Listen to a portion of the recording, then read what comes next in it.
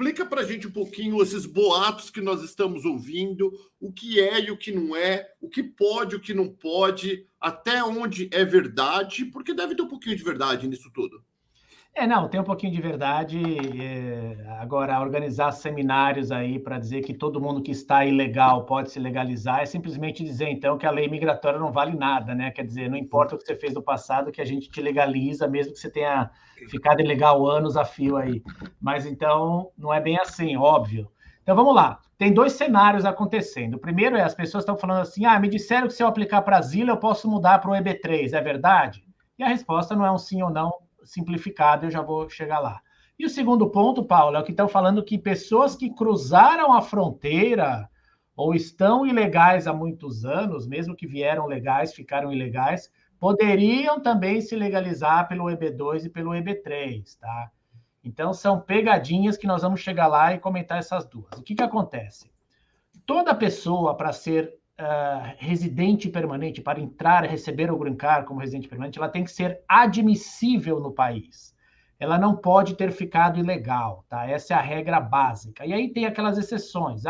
Quem entrou com visto, ficou ilegal e casou com americano, ou o pai que o filho é americano peticiona para o pai, legaliza, ou o pai que é americano legaliza o filho menor de 21. São exceções à regra do ajuste de status que permite a pessoa fazer o processo de legalização. Você é um exemplo, certo? Você veio com visto, ficou ilegal, você se casou, o casamento é verdadeiro, tem 4 filhos, fez a entrevista, passou e recebeu o green card. Beleza, a lei permite. Agora, as exceções não se aplicam a vistos de trabalho. Então, já a primeira, a luz vermelha acendeu. Quer dizer, quem está fazendo visto EB não tem exceção a essa regra da ilegalidade. Então, o que as pessoas estão falando aí fora? O que é verdade, o que não é verdade? Muito bem. Tem um dispositivo na lei, no Código Imigratório, que diz que quando existe um processo de asilo pendente, nesse período, o estrangeiro não incorre em nenhum dia de ilegalidade. Ele não está ilegal. É que nem se ele tivesse mudado de status de turista para estudante, enquanto ele está esperando a mudança de status, ele não está ilegal. É isso que está dizendo esse dispositivo legal, tá? Tem 2 requisitos para isso. O primeiro deles é que o pedido de asilo tem que ser legítimo. Ele tem que ser, na lei, dizendo em inglês, bona fide. Ele tem que ter mérito, ele tem que ser um pedido documentado, que tenha fundamento, e o estrangeiro também não pode ter trabalhado sem autorização do serviço de imigração. Então, esses 2 requisitos feitos juntos a um pedido de asilo, se o pedido de asilo é legítimo e se o estrangeiro nunca trabalhou sem autorização, ele não está ilegal enquanto corre o pedido de asilo. Então, veja as ramificações. Você chegou de turista, tem 6 meses de estada. Antes dos 6 meses, você aplicou para o asilo, teu asilo tem mérito, você nunca trabalhou sem autorização. Ok. Linha do tempo. Você entrou, linha do tempo vai correndo, você nunca ficou ilegal. Então, em teoria, se está correndo o teu processo de asilo, você recebeu uma proposta de trabalho, ou você viu uma proposta de trabalho no jornal, aplicou para a vaga te dava um EB3, se você nunca ficou ilegal, você poderia ajustar status, tá? Eu fiquei 2, 3 meses ilegais. Opa, tem uma outra regra do processo de ajuste de status, que é o 245K, que determina que, se você ficar ilegal até 6 meses, por algumas coisas, tá? Trabalhou sem autorização, passou do prazo, enfim, a lei permite você ainda assim ajustar status. Então, num processo de trabalho, se você ficou fora de status até 6 meses, e se você tem esse processo de asilo correndo, você está um período longo aqui dentro e, eventualmente, você até poderia ajustar status. Então, são essas as limitações que permitiriam a pessoa que aplicou para o asilo mudar para o EB3. Mas o que a gente tem visto aí é o seguinte, a pessoa está aqui legal há 3, 4 anos e falam para ela, aplique para o asilo que depois você pode mudar para o EB3. Papo furado, isso é mentira. Outra coisa, quem veio pela fronteira, mesmo que não tenha deportação, às vezes a pessoa cruzou a fronteira e nunca foi colocada em deportação. Aplique para o asilo que depois você pode mudar para o EB3. Não, não pode mudar para o EB3, porque aí ela não tem nenhum período de legalidade, só do asilo se o asilo tiver mérito. Mas lembre-se que, para isso, O asilo tem que ter mérito, não é só aquela história, tentaram assaltar minha casa, asilo. Porque o governo aceita os pedidos na forma que eles são feitos, porque ninguém examina. Chegou lá a aplicação de asilo, eles emitem o recibo e está correndo o processo. Mas um dia você vai prestar conta sobre isso. Seja na entrevista de asilo, seja numa entrevista de ajuste de status, onde vão perguntar: e o que é esse asilo que você fez 3, 4, 5 anos atrás? Tentaram assaltar minha casa. Você tem prova disso?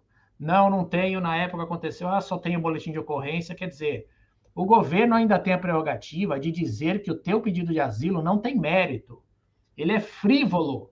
E se assim for, você não faz jus àquele dispositivo que diz que o seu processo de asilo não implica em prazo de estada ilegal no país.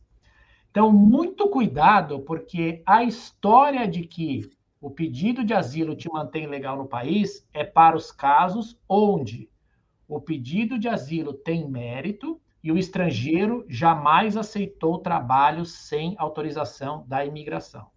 Entendi. Agora deixa eu fazer uma pergunta, então. Vamos lá, doutor Walter. Cheguei hoje. Pedi o asilo. Eu cheguei hoje, esperei 1 mês, 2 meses, pedi o asilo.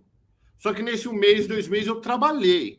Tipo assim, fui trabalhar na construção, fiz faxina, abri a conta no Bank of America, que é o normal, né, dos brasileiros que chegam, abre a conta no Bank of America, vai lá, deposita o cheque, entra um dinheirinho, inclusive pago o assessor, né, que muitas vezes não sou nem advogado, com esse próprio, pelo Zelle do Bank of America, Zelé. E aí entro com o asilo. Vamos falar, um asilo, eu era policial militar no Brasil e os bandidos estão me ameaçando. Entrou.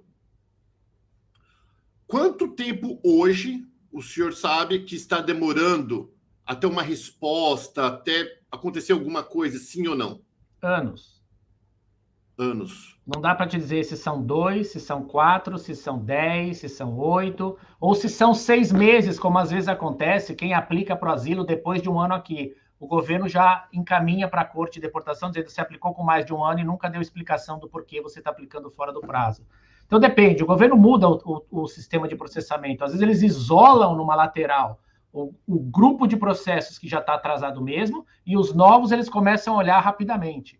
Agora, o que está acontecendo aí fora é uma farra, né? O asilo virou uma suposta forma de legalização que nunca vai se materializar. E as pessoas aparentemente sabem disso, dizendo, eu quero ficar aqui 4, 5 anos, depois vou voltar para o Brasil. Hoje não. Domingo, me pararam na rua para tirar uma foto e falou, Paulo, somos seu fã, aquele negócio todo. Falaram, entramos com processo de asilo. Meu marido era policial militar em São Paulo. Eu falei, qual advogado que vocês usaram? Né? Que é meu fã. Se é meu fã, usa o Dr. Walter Santos. Não foi advogado, foi uma mulher. Eu falei, essa mulher é advogado? Não. Não, mas ela falou o seguinte, ela preencheu todo o formulário, nós pagamos ela, e ela falou que no meio do processo, para eu buscar um advogado. O que isso significa? O que é meio do processo, doutor? No meio do processo, ela deve estar se referindo à eventual oferta de emprego para tentar mudar para o EB3, né? Nesse cenário aí que a gente mencionou. Se a pessoa nunca ficou ilegal e se o pedido de asilo tem mérito, ela nunca ficou ilegal, tá? Ela, em teoria, poderia ajustar status lá na frente, mas você está sujeito a um exame de admissibilidade pelo oficial migratório. Então, é algo que está na lei.